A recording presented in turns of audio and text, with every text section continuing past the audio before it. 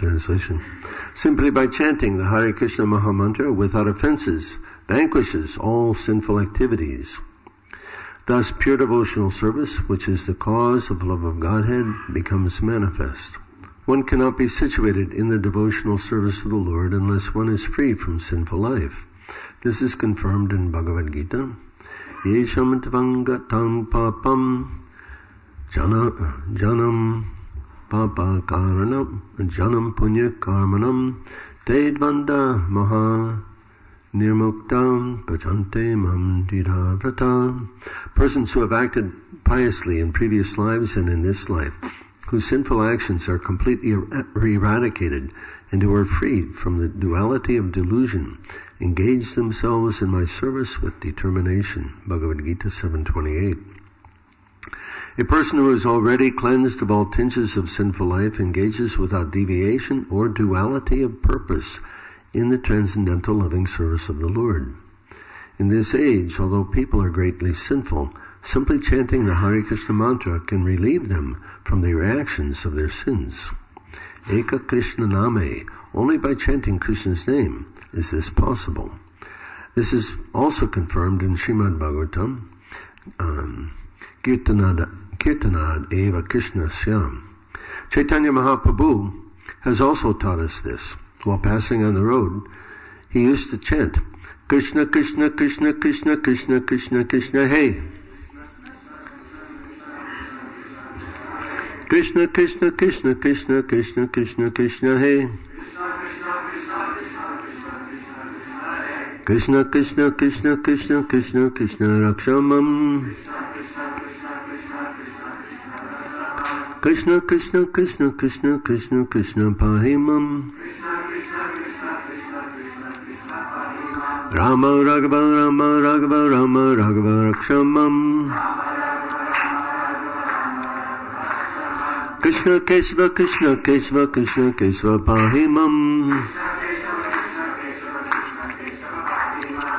If one always chants the holy name of Krishna, gradually one is freed from all reactions of sinful life, provided he chants offenselessly and does not commit more sinful activities on the strength of chanting the Hare Krishna mantra.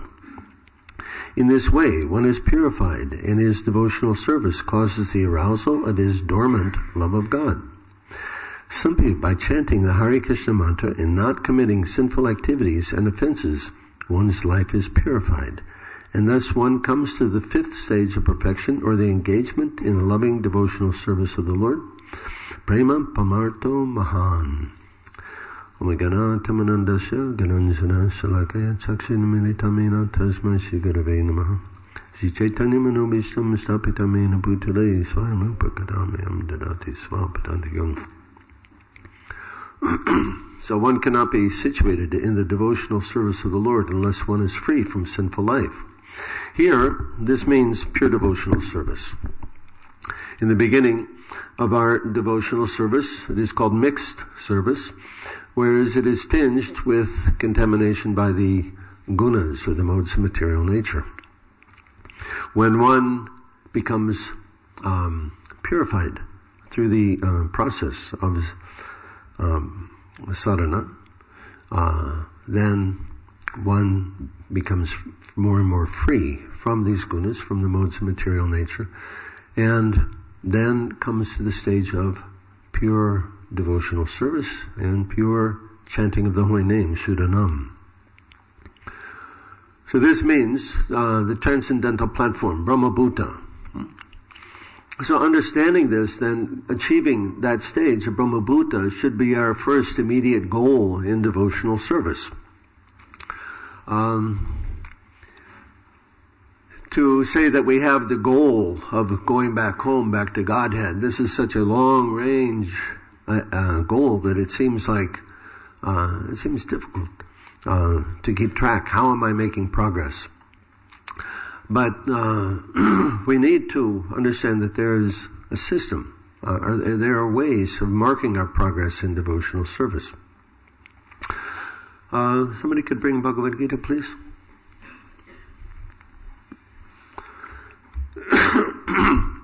In the 13th chapter of Bhagavad Gita, text number 8 to 12, Krishna, he gives a whole series of qualities, which he declares to be knowledge.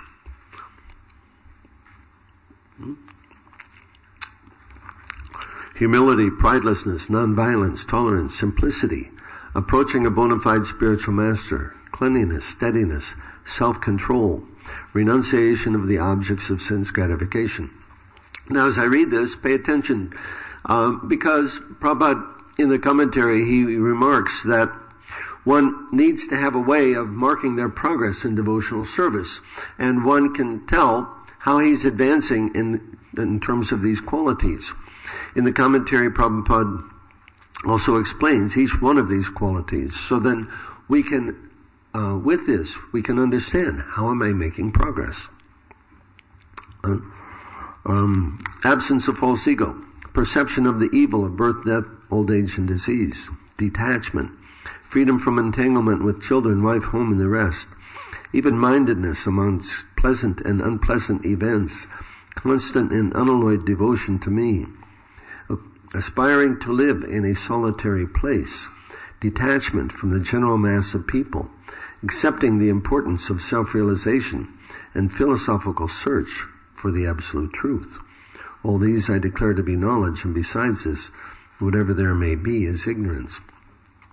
So, this is, let's say, when we're going on a journey, we're going on the journey back to Godhead. And so when you go on a journey, it's helpful to have a map. So we should understand the map of devotional service. What is the process? How are we making progress, and how we can mark that progress along our way? And we want to, of course, also pay attention. There's warning signs. You go on any travel, there's some danger, they put some sign. So the warning signs are basically the offenses to the holy name. And we have to be very, very careful to avoid these offenses, because without that, if we neglect that, rather, the chanting will be much less effective, and we can go on chanting for many, many lifetimes without achieving success. So we want to understand this process carefully, and we want to be able to mark our progress, how we are doing. There are two offenses that I'd like to comment on in this regard, particularly, which seem perhaps that are sometimes overlooked because we either get into bad habits or we do not understand this process of Bhakti Yoga properly. And those are the last two, the ones that we say in addition to. It's also an offense to be inattentive while chanting, and it's also an offense to maintain material attachments even after understanding so many instructions on this matter. So, inattention while chanting. We see many times that devotees, they get into basically what we might call a habit of japa. They will chant in a particular way without hearing what's going on. I was with one godbrother in India. We were at Radha Damodar temple, and we were circumambulating the deities, and we were chanting japa. And he was chanting the mantra, Hare Krishna, Krishna, Krishna, Krishna, Krishna, Krishna, Krishna, Hare Krishna, like this. And I asked him, so what mantra are you chanting? Is this new mantra? He said, I was chanting extra Krishnas, was I? He said, yes, when I'm not paying attention, I put more Krishnas in there. And it's not perhaps so unusual to hear devotees chanting some other mantra other than the Hare Krishna Maha Mantra, because we get in the habit of japa, not paying attention. So we want to understand, let's say, japa serves different purposes in different stages. And during the first stage, what we want to do is use japa as a meditation for conquering over the mind, for bringing the mind under control. In this way, let's say, it's very important, let's say, we want to conquer over the mind for several reasons. Krishna is explaining in the 6th chapter of Bhagavad Gita the importance of conquering the mind. Why? Because first of all, the uncontrolled mind is our worst enemy. We have been identifying with the mind for many, many lifetimes.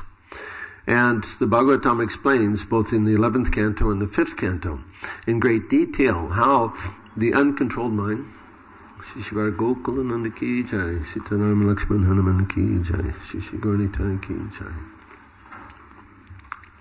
5th canto and the 11th canto is explained that the uncontrolled mind is the cause of our repeated birth and death in this world. Not just the uncontrolled mind, but our identification with the mind. So, the first thing we want to do in the practice of japa is to conquer over the mind. And this should be, we should set out with that intention, with that goal.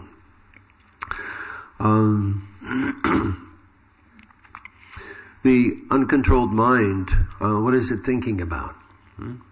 All kinds of sense gratification. Generally, this is a business of the mind, to accept and reject on the basis of sense gratification. Therefore, we need to actually separate ourselves from the mind. We have to be able to look at the mind more or less objectively as we would another person. And then see the activities of the mind and not just follow unconsciously, but very consciously observe the activities of the mind and say, okay, this is good, this is bad. No, this is the mind, not me. So the process we have for doing that first is meditation on the Hare Krishna mantra. When we sit down to chant our japa in the morning, we should first take a minute to think about what we are doing. Typically we don't. We just pick up our beads and start chanting the mantra. But let's take a moment to understand this is my time to practice hearing the holy name of the Lord, to practice associating with the Lord.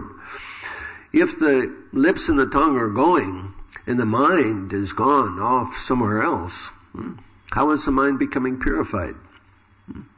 It's only by association with the Lord, through hearing the sound vibration of the Hare Krishna mantra, that the mind becomes purified. And so if the mind is gone somewhere else, the mind is not associating with the Lord, then there's no effect. No progress is actually being made. But if we pay attention, if we meditate on the sound of Krishna's name, actually we will make very rapid progress because the mind will become purified. So, there's several important things that happen when we bring the mind under control. First of all, Krishna says the mind becomes our friend. This means that the mind, the nature of the mind changes. Instead of being this rascal that's always getting me in trouble, the mind becomes a servant. And then, Krishna explains 6th chapter, Bhagavad Gita, text number 7. For one who has conquered the mind, several things happen.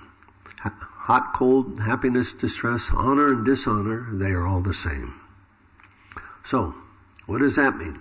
Hot and cold are the same, huh? You take one hand, put it in hot water, one hand, put it in cold water. They're the same? No. One's going to feel hot, one's going to feel cold. What does it mean that they're the same then? It means that we don't experience duality. Hot, cold, happiness, distress, honor and dishonor, they're the same. These things are all qualities of duality. And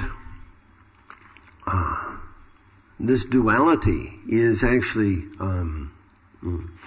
we're chasing, in material life, we're chasing after half of this duality. We think we're going to get the happiness, but we can avoid the distress somehow, right? Everybody's looking for the happiness, or working hard to get the happiness, and they think that somehow they can avoid the distress. But it's impossible, because they're two sides of the same coin. They're both parts of duality. First, we have to understand, where does this duality come from? What's the source of duality? Is it just the nature of this world? Or how is it that I'm subject to this duality? And understanding that, we can understand how we can become free from that duality. Okay? And it's connected with purification and understanding our position in relationship to Krishna. When we come to this material world, what do? We're enamored with material objects. The senses, they always want to engage with their sense objects.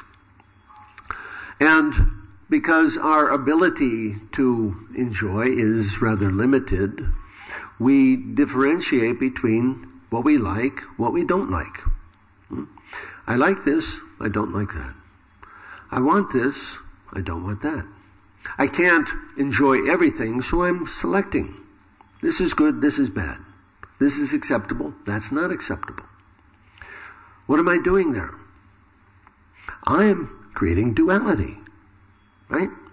I'm the one who's determining what is good and what is bad, what is acceptable, what is not acceptable. I'm creating the duality that I later will suffer from. And not understanding this, I become my own worst enemy. And who is this that decides what is good and what is bad? It's the mind. The mind. He's the one who's accepting and rejecting on the basis of sense gratification. So by learning to bring the mind under control, by hearing Krishna's name, by focusing on the sound of Krishna's name, by this meditation, the mind becomes purified and he also becomes controlled. Now, being purified, we can, not only purifying the mind, we also have to purify the intelligence. We purify the intelligence by hearing Shastra, reading the scripture, Bhagavad Gita, Srimad Bhagavatam, and so on. And so the purified intelligence then becomes the controller of the mind, directs the mind what to do, what not to do. And the purified mind then, and purified intelligence can begin to see everything in relationship to Krishna. So this is very important.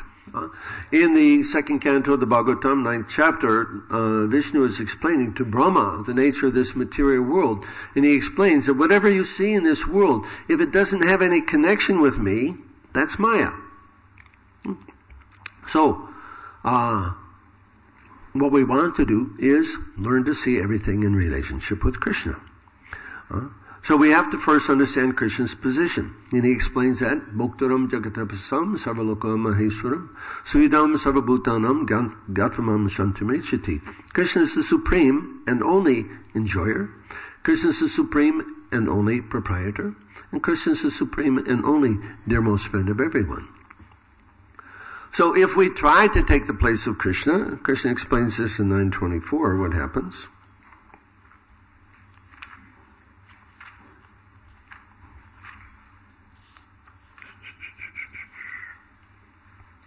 Aham hi sarvya jnanam bhuktacha prabhurevacha natu mama vijananti tatvanatas javantite. I am the only enjoyer and the only object of sacrifice. Those who do not recognize my true transcendental nature fall down.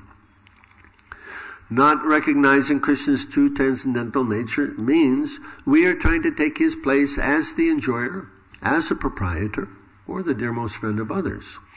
And since this is not our position, since in fact we cannot occupy that position, Maya comes and covers us up so that we can, in illusion, think that we are the enjoyer. So this is what we want to avoid. We want to be able to see everything in relationship to Krishna, and in this way conquer over the mind. Or let's put it this way. The purified mind will see everything in relationship to Krishna. Then when we do that, this duality, we're not seeing in relationship to us, right? In Maya, under illusion, I think I am the subject and everything else is the object of my enjoyment. But when I actually see everything in relationship to Krishna, Krishna is the subject, and everything else is for his enjoyment, including me. So that we begin then to see the world in this way, see everything in relationship to Krishna. And then, well, now we're coming to the Brahmabhuta position. And in that Brahmabhuta position, another thing happens, that the super soul is now reached. When the mind is brought under control, one can hear the super soul. So how many voices are there in the consciousness? We just hear a bunch of voices in the head. Who's who? How many voices are there, first of all? 2 voices. Any others? Many. There's the mind, there's the intelligence, there's the super soul, and the soul. So there's 4. That's the speaker, right? The mind, or what we're hearing, is the speaker. Who's got the microphone? That's what we want to know. Who's speaking? And in the conditioned state, we just think it's me. Oh, I had a good idea. I have a desire. Right? It's just me. We make no distinction between what's what.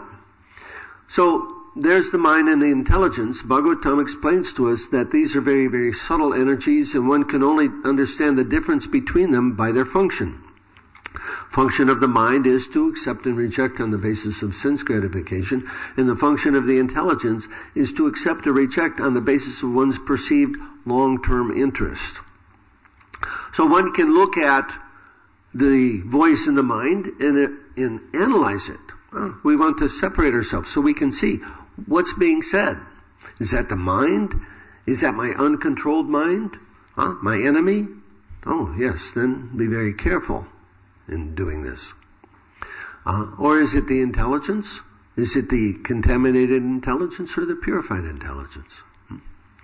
So, as we become purified, we can begin to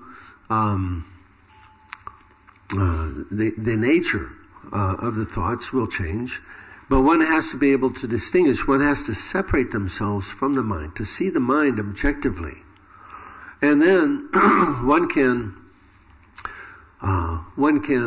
consciously decide whether to follow that idea or not. Oh, this prasadam is really good. I want more. And more. And more. How much should I have? Should there be a limit? So the mind may say, no, keep eating until you can't eat anymore. Well, in the beginning, that's okay. Maybe in later stages or later ages, that's not so good. Or is it the intelligence? What's the intelligence saying? No, you better stop now because otherwise you're going to be suffering with indigestion later, right? So one has to learn to see. And then by distinguishing these voices in the mind, then one can actually, one brings the mind under control. One can hear the super soul. Now what's the voice of the super soul? What's he saying? He can say anything, right? He's our dearmost friend. He can say something like, better take your umbrella today, it's going to rain. Right? And then we get mental, we look outside, and, it's a clear sunny day, it doesn't look like rain. So we don't take the umbrella, and then later on, oh, that was the super soul, that was my friend telling me, and I didn't listen to him. Super soul can say anything. Prabhupada in one room conversation, Prabhupada was speaking with a professor, and Prabhupada told the professor, he said, Krishna tells me what to say. And one of Prabhupada's leaders was with him, and the leader, this sannyasi, he said, what Prabhupada means is Krishna gives him the intelligence what to say. And Prabhupada said, no, Krishna tells me what to say. If you see some of these, the video of Srila Prabhupada's disciples and their pastimes with him, and many devotees, they say, it seemed like Prabhupada could read my mind. He knew exactly what I was thinking. Well, it wasn't so much that Prabhupada was a mind reader, but Prabhupada was in touch with the super soul.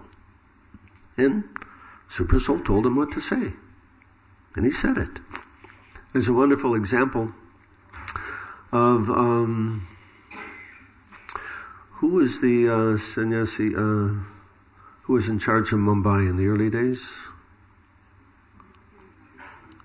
Begins with Giriraj, right? Giriraj Maharaj. So he tells a nice anecdote of the first time that he met Prabhupada. It was in Boston, and they went with the devotees to listen to Prabhupada's lecture, and Prabhupada asked if there's any questions. And I don't remember the question that Giriraj asked at that time, but the answer is actually more important.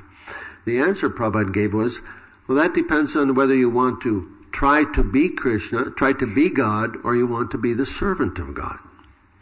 And this is very striking for Giriraj, because on his bathroom mirror he had a little sticker there that says, "You are God." Huh? And so every day he would wake up, that was his reminder, I am God, right?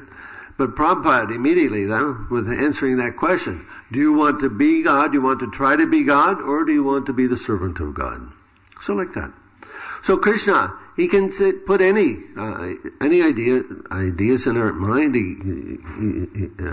He's the source of inspiration. He can tell us what to say. And then Bhagavad Gita later, 1857, Krishna explains that in all activities just depend upon me and work always under my protection. In such devotional service, be fully conscious of me. Be fully conscious of me as Supersoul. The neophyte devotee cannot hear the Supersoul, therefore the Lord appears externally as the spiritual master to guide the disciple. But we're meant to come to that stage where we hear the Supersoul directly, and then we're guided by the Supersoul. So, this is, again, I'm going into some detail, but this is the idea of not being inattentive while chanting the holy name. This is the whole point. We want to come to this stage of bringing the mind under control so that we can hear the Supersoul directly and be guided by him. In the next verse, 1858, Krishna explains, if you become conscious of me, you will pass over all the obstacles of conditioned life by my grace. If, however, you do not act in such, if you act in false ego, not hearing me, you will be lost. So, this is the first stage, the first goal that we should make in our devotional service, to bring this rascal mind under control. And by hearing the mind, we can hear the Supersoul, or by controlling the mind rather, we can hear the Supersoul directly and pass over all the obstacles of conditioned life by Krishna's grace. So, then I want to go on to the second offense that is generally or often overlooked, maintaining material attachments even after understanding so many instructions on this matter. Devotional service has a, concomitant, there's concomitant factors, things that come along with our practice of devotional service. This is explained early in the Srimad Bhagavatam. Vasudeve Bhagavati Bhakti Yoga Prayojita Janayat Yashivayaragyam Gyanam Chiyara Haitukam. The result of performing devotional service, there's two results, detachment and causeless knowledge. Causeless knowledge means realization. Realization of what we're reading. This is revealed knowledge. So one may read Bhagavad Gita, Srimad Bhagavatam, not understand it, or let's say understand it progressively as it's revealed to us. But the other point is very important, vairagya. This automatically develops in the consciousness of a devotee as he progresses in spiritual life. Now, we're unfortunately placed in the circumstances of modern life make many demands on us. We may come to that point of vairagya. I don't like my job anymore. I don't like material life. I just want to go to the forest or go somewhere and practice Krishna consciousness. So how are you going to do that? You have a mortgage, you have a family, you have obligations. And what are we going to do? I was speaking about this point in Vrindavan several years ago. Afterwards, one devotee came to me and he said, Dhaneshwar Prabhu, he said, you've described my life perfectly. He said, I'm 40 years old, computer programmer. I hate my job. I can't stand to go to work anymore. But what do I do? Now, Prabhupada is giving us instruction about what to do, but we're not following that. Prabhupada explained to us that we should create village communities in which we can go there, live simply, and practice Krishna consciousness, and not have to be disturbed by the demands of modern life. But by and large, we're overlooking this. So how is it possible then to actually, let's say, the consequence is that feeling ourselves trapped, we maintain these material attachments even after understanding so many instructions, right? I can't give up my job. Well, why not? Because of the economic demands? So, Prabhupada, he wanted us to develop these, he called farm communities or village communities, what? So that we could go there, live in a simple house, and grow our own food, live simple life, and be free from the demands of modern society. Be free from unwanted association, right? In this list of qualities we're reading from the 13th chapter of Bhagavad Gita, one is aspiring to live in a solitary place. Another one is detachment from materialistic people. In the Upadeshamrita, Rupa Goswami gives instructions, 6 things that are favorable for devotional service and 6 things that are unfavorable for devotional service. There's one item that is common to both of those lists, which is avoiding the association of materialistic people. But if we have a job, how are we going to avoid that association? It's not possible. And so we find ourselves in circumstances which make it impossible for us to actually practice Krishna consciousness the way we might like to. For example, in Srimad Bhagavatam class here, let's see, later on this afternoon, many devotees will be here. Why aren't they in Srimad Bhagavatam? Okay, well, we can say they're in Radio Land, right, and Internet, Hare Krishna. But maybe they're not. So many aren't. In Alachua, Florida, our largest community in America, if you go to the morning program there's generally about 40 devotees out of a community of some 1,500 or more.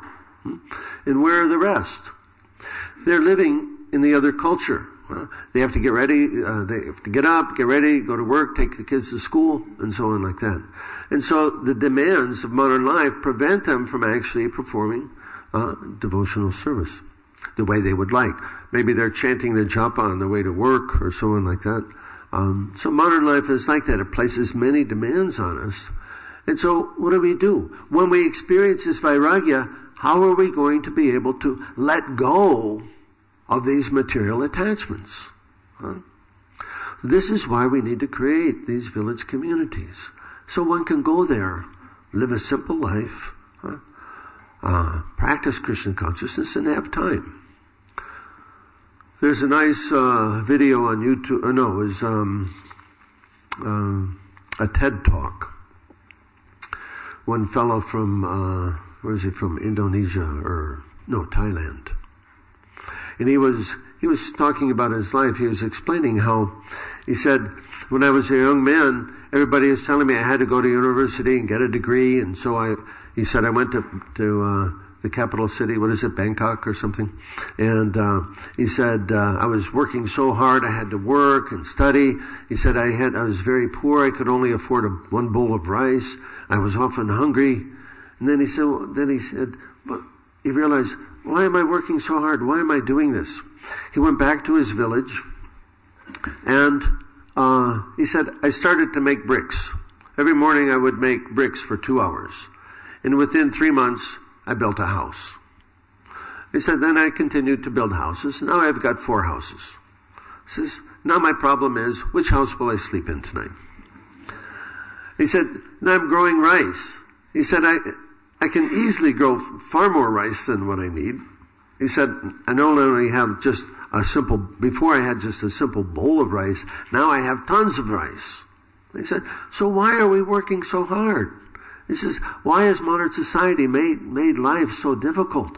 Why don't we live this simple, easy life? Life does not have to be hard. So this is a realization of one, say, common man, who's doing what Srila Prabhupada was encouraging us to do. And we should understand that life does not have to be hard. 100 years ago, the statistics were, now this is before electricity, before motor car and everything. 100 years ago, people on the average only had to work 4 hours a day to to fulfill the needs that they had. Food, shelter, clothing. 4 hours a day. So now why are we working 8, 10, 12, and more? Because the system is designed to exploit us. The system is designed by a certain class of people to take the energy of others. It does not serve us. So Srila Prabhupada was giving us the solution to that problem. Create these village communities, live a simple life, and chant Hare Krishna. So,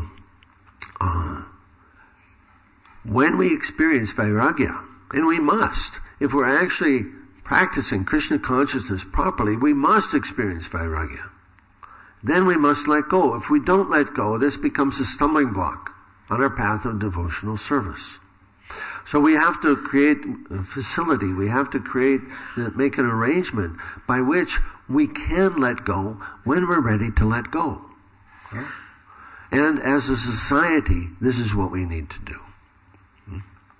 So, I'll stop there for comments or questions.